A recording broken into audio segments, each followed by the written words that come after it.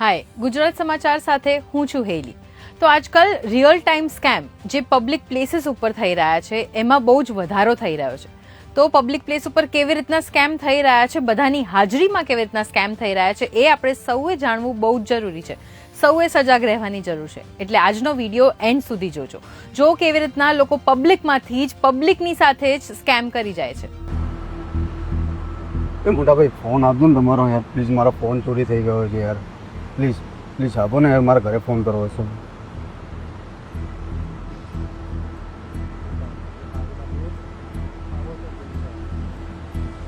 Hello, હા હું JD બોલું છું. મારો ફોન ચોરી થઈ ગયો છે અને હું આવતીકાલે માસીના ઘરે પહોંચી જઈશ. અને જેને તને ફોન ચોરી કર્યો એના બાઇકનો નંબર નોટ કર્યો તો?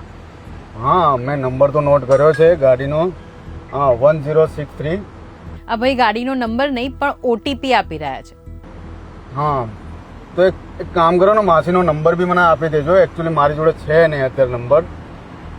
હા, મને નંબર આપી દેજો. એક મિનિટ, તમારો ફોન આપશો? હા બોલો નંબર. આ અમને કોલ ફોરવર્ડિંગ શરૂ કરી દીધું, જેથી કરીને હવે એમના ફોનમાં જેટલા પણ ફોન કોલ્સ આવે છે, જેટલા પણ મેસેજીસ આવે છે, બેંકના ઓટીપીઝ આવે છે, બધું હવે આ ભાઈના ફોનમાં આવશે. Okay sir, thank you.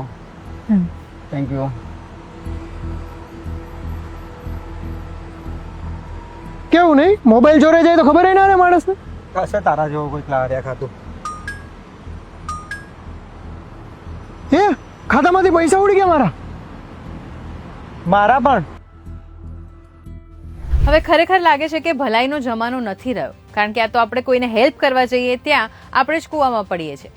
સો હવે આવી રીતના જો તમે કોઈને પણ હેલ્પ કરવા ઈચ્છતા હો તો તમારે વધારે સાવચેત રહેવાની જરૂર છે. ફોન એમને આપો તો એને સ્પીકર ઉપર વાત કરવા કહેજો ને તમે સામે જ ઊભા રહેજો, કે જેથી કરીને તમારા ફોનમાં એ બીજું કંઈ ટાઈપ ન કરી દે. અને જો ફોનમાં કોલ ફોરવર્ડિંગ ઓન થઈ જાય છે તો એને સ્ટોપ કેવી રીતે કરાય?